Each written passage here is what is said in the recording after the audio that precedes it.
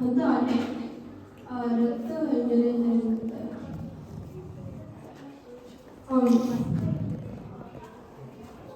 அந்த அடி வந்து அப்புறம் 2000 மீன்கள் செத்துக்கிறது. ஏன்னா அந்த மீன்கள் அந்த தண்ணிக்குள்ள ஒரு பாசி இருந்தது. அந்த பாசியோட பேரு ரோடோஃபைட்டா. அந்த ரோடோஃபைட்டா ஒரு டாக்ஸினை செக்ரீட் பண்ணும். அந்த டாக்ஸினோட பேரு பிரெவிடாக்சின்ஸ்.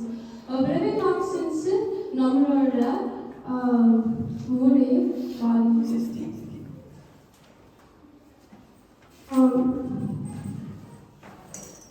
தூங்கிட்டு இருக்கனால தண்ணி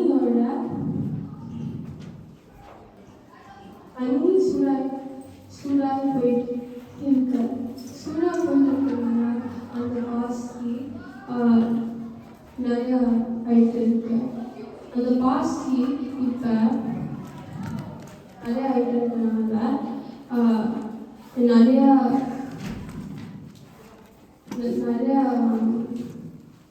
அனிமல்ஸ் செத்துட்டு இருக்கு. நம்ம எல்லாரும்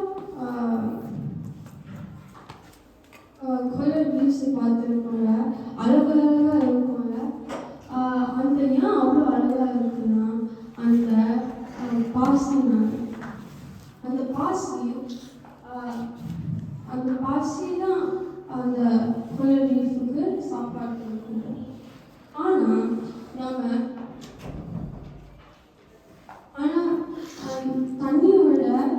தண்ணி சுழட்டு இருக்கும்போது அந்த பாசியும் அந்த கோரல் ரீஃபும் பிரிஞ்சிருக்கு.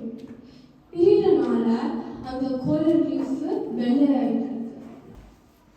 அந்த தண்ணியோட அமிலத்தன்மை குளிட்டு இருக்கு. குளிட்டுருக்கனால அந்த கால்சியம் கார்பனேட்டு செய்கிறது குறைஞ்சிருச்சு. குறையிறனால அந்த கோரல் ரீஃப் இப்போ மெதுவாக வளர்ந்துட்டு இருக்கு. பனிக்கட்டிகள் இப்போ உருவிட்டு இருக்குது. ஏன் உருவிட்டு இருக்குன்னா வந்து அந்த நம்மளோட பூமி வெப்பத்தினால உருவிட்டு இருக்குது. பூமி வெப்பத்தினால அந்த போலார் பேரெல்லாம் இப்போ எக்ஸ்டிங்க்ட் ஆகுது.